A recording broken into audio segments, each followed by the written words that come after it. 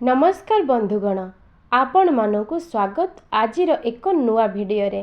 बंधुगण, जदि आपणक निद प्रातः काल 3टारू 5टा मध्यरे आपणक निद भांगुची तेबे एही भिडियोटी खास आपणक पई। तेबे भिडियोटी को शेष पर्यंत देखिबाको आपणकु मोर अनुरोध। बंधुगण, आपण माने ब्रह्म मुहूर्त संबंध रे तो निश्चित भावरे सुनिथिबे। सूर्य उदयर 2 घंटा पूर्वर समय को ब्रह्म मुहूर्त बोली कुहा जाए। एही सृष्टिर रचना ब्रह्मदेव करिथिले एवं सृष्टिर रचना ब्रह्म मुहूर्त रे होइथिला। तेणु जदि कौनसी व्यक्तिर निद राति 3टारू 5टा मध्यरे भांगुछि तेबे एहार अर्थ आपणक मध्यरे ईश्वरंक शक्ति विद्यमान रहिछि एवं ईश्वर आपणंकु एही संकेत प्रदान करिबाकु चाहुछंती। एही समय रे जेउ व्यक्तिर निद भांगी थाए से निज मध्यरे भगवानंकु अनुभव करि थाए। तेणु बंधुगण, वर्तमानर व्यस्तता भरा जीवन रे ब्रह्म मुहूर्त रे उठिबा असंभव होई पड़िछि।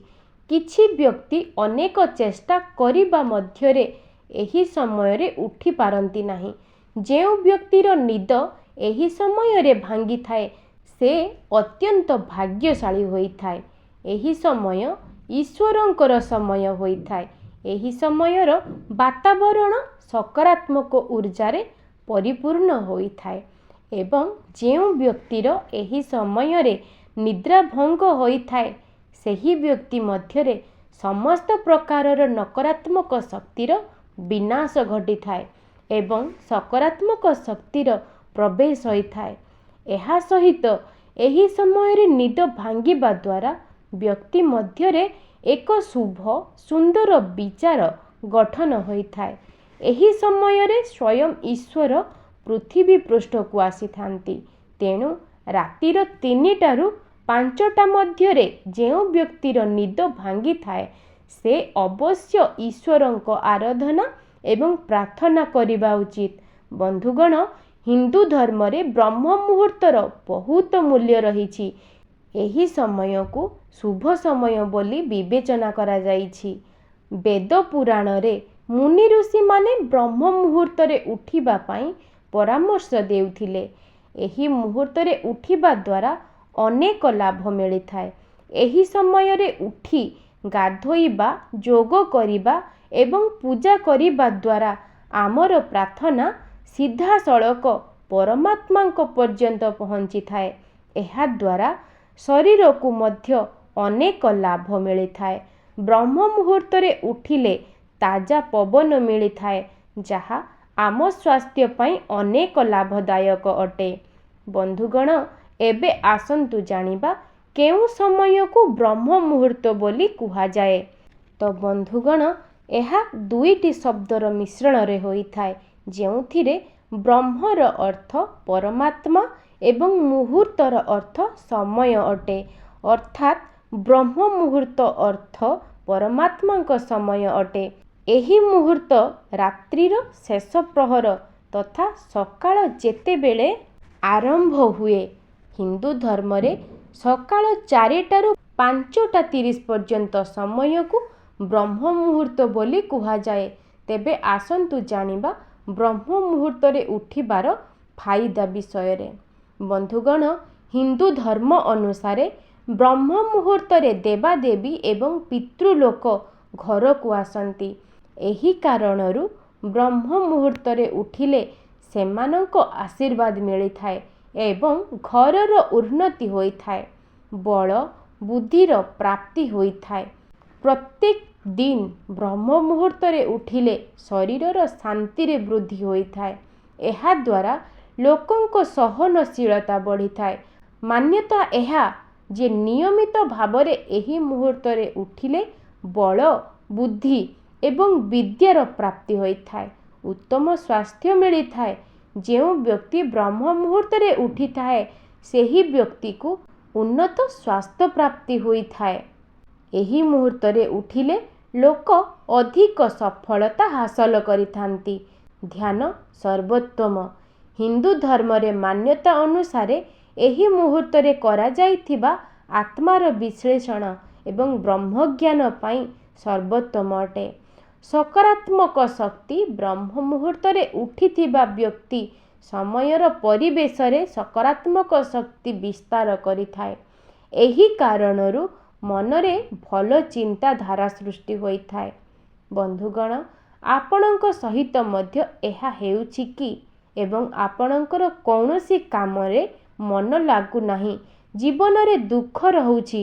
ସବୁବେଳେ ମଣିଷ ଏଥିପାଇଁ ଚିନ୍ତାରେ ରହିଥାଏ ଯେ ତାର ଆଗାମୀ ଜୀବନ କିପରି ଭାବରେ ଅତିବାହିତ ହେବ। ବନ୍ଧୁଗଣ, ବେଳେବେଳେ ଆମ ଜୀବନରେ ବହୁତ ସାରା ସମସ୍ୟା ଆସିଯାଇଥାଏ, ଯାହାର ସମାଧାନ ପାଇଁ ଆମେ ବହୁତ କିଛି ଉପାୟ ଅବଲମ୍ବନ କରିଥାଉ। ବନ୍ଧୁଗଣ, ଆଜି ମୁଁ ଆପଣଙ୍କର ଏହି ସମସ୍ୟାର ସମାଧାନକୁ ନେଇ ଆସିଛି। ଆଜି ମୁଁ ଆପଣମାନଙ୍କୁ ଏପରି 2ଟି ଶବ୍ଦ କହିବି, ଯାହାକୁ ଆପଣ ସକାଳେ କେବଳ ଥରେ କହିବା ଦ୍ୱାରା ଭଗବାନ ଶିବ ଆପଣମାନଙ୍କର ସବୁ ମନସ୍କାମନା ପୂର୍ଣ୍ଣ କରିବେ। ତେବେ ଆସନ୍ତୁ ଜାଣିବା ସେହି ଶବ୍ଦ 2ଟି କ'ଣ ଅଟେ। ବନ୍ଧୁଗଣ, କେବଳ ଏହି ଗୋଟିଏ ଉପାୟ କରନ୍ତୁ। କିଏ ଚାହେଁ ନାହିଁ ଆଜ୍ଞା କି ତାକୁ ଭଗବାନ ଶିବଙ୍କର କୃପା ମିଳୁ ବୋଲି?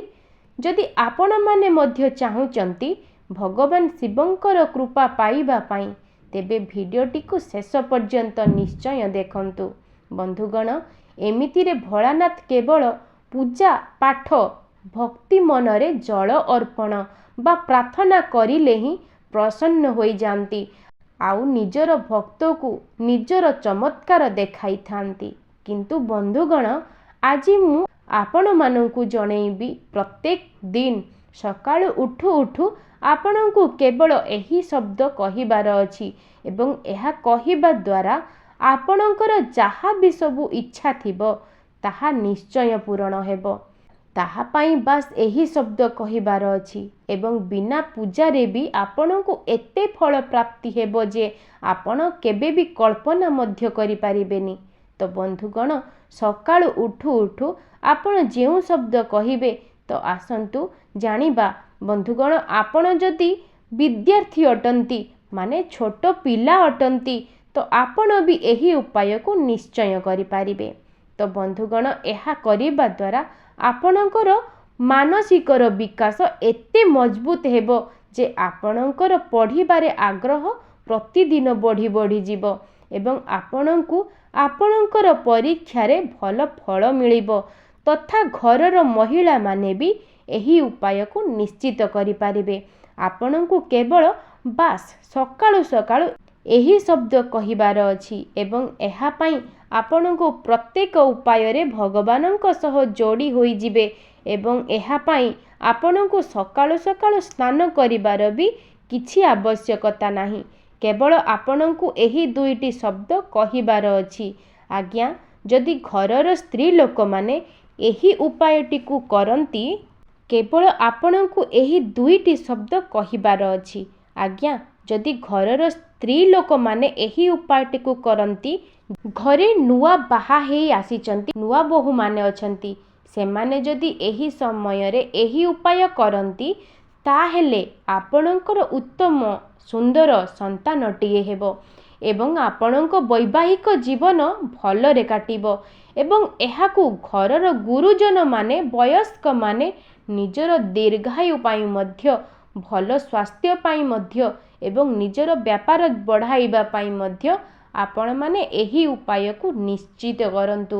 ତ ବନ୍ଧୁଗଣ, ସକାଳୁ ଉଠୁ ଉଠୁ ସବୁ ଦେବତାମାନଙ୍କର ଧ୍ୟାନ କରିବା ଉଚିତ ଏବଂ ତା ଛଡ଼ା ଆପଣଙ୍କୁ ଆପଣଙ୍କ ଦିନର ଆରମ୍ଭ ଦେବତାମାନଙ୍କର ପୂଜା ପାଠରେ କରିବା ଉଚିତ, ଯାହାଦ୍ୱାରା କି ଆପଣଙ୍କୁ ଠିକ୍ ଓ ଶୁଭ ଫଳ ମିଳିବ ଏବଂ ଆପଣଙ୍କୁ ଆପଣଙ୍କ ଜୀବନ ଭିତ୍ତିରେ ସବୁ ଭଲ କାମ ଦେଖିବାକୁ ମିଳିବ।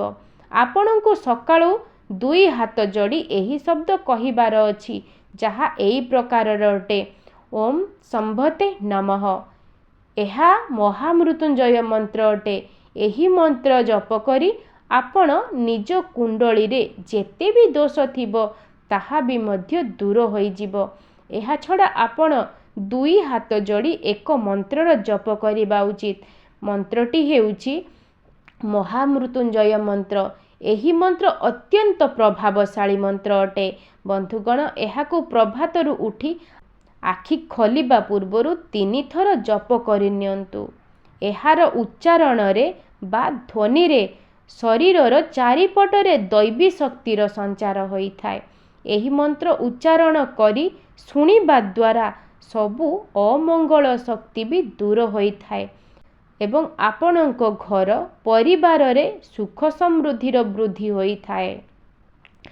बंधुगण आसंतु जानिबा महिला मानकु केउ काम करिबा उचित नुहे जहा द्वारा घरे दरिद्रता आसीथाय। घर को सफा सुतरा रखिबा।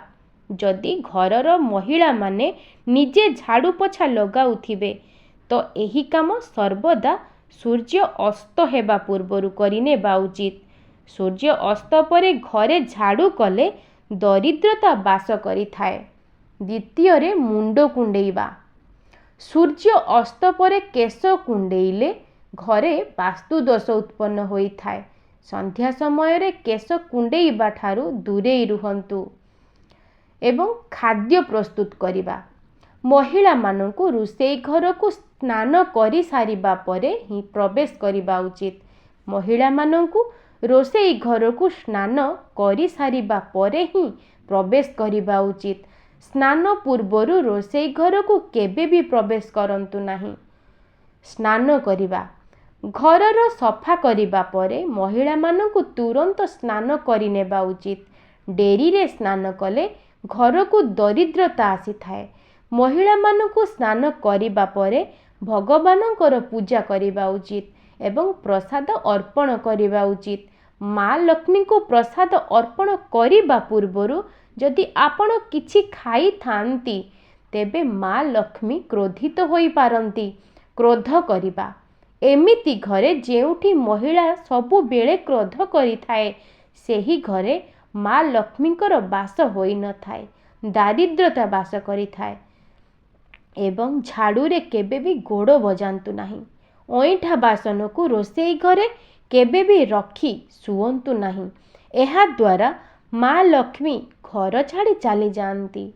रोसेई घर सामना रे केबे भी जोता चप्पल रखंतु नाही एवं घरर मुख्य द्वार को सर्वदा सफा सुतुरा रखंतु। बंधुगण जदि एही भिडियोटी आपनकु भल लागि थाए भिडियोटी को लाइक करी चैनल को सब्सक्राइब करि दियंतु। आजि पई रहुछि नमस्कार।